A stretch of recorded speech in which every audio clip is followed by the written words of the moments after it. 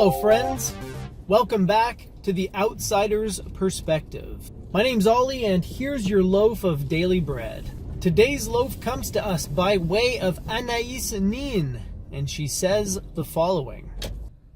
We do not see things as they are. We see them as we are. Goethe said, a man sees in the world what he carries in his heart. Emerson said that people's opinions are a statement of character. And now Anais Nin reflects this same idea in her own words, or actually, as I've recently learned, in the words of the Talmud. She says, we don't see things as they are. We see them as we are. What can I say about this quote that I haven't already said many, many times before? This is a key central idea to my belief system, my philosophy, and it's an idea that is found time and time and time again in the writings of poets and mystics and sages, philosophers, psychologists, and anyone who has ever experimented with different perspectives.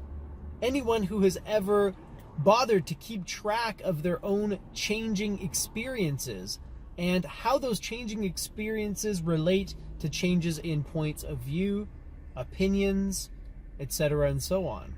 Essentially, what this quote says to me is that we are often projecting onto the world things that exist in our minds, in our hearts, in our psyche, essentially.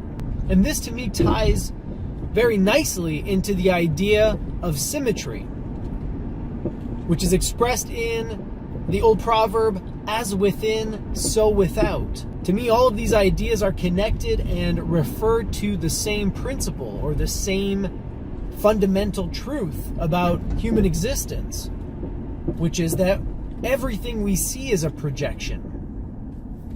Everything we experience is a projection, and in fact, we can't even really call it a projection because it's not out there. It's entirely self-contained. Each one of us is living in a self-contained, isolated reality. We think we see other people, we think we hear them, we think we smell them and feel them, but this is all stimuli.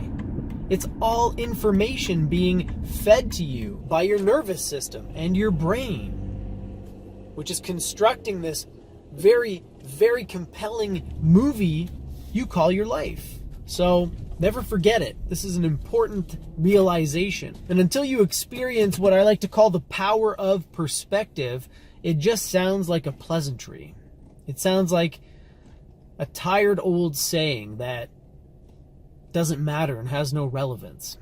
But it has all the relevance, because once you can tap into that power, the ability to change your attitude, your perspective, then by virtue, you're actually changing the external circumstances of your life as well, which, are largely dependent on your opinion and your point of view and your outlook for its value.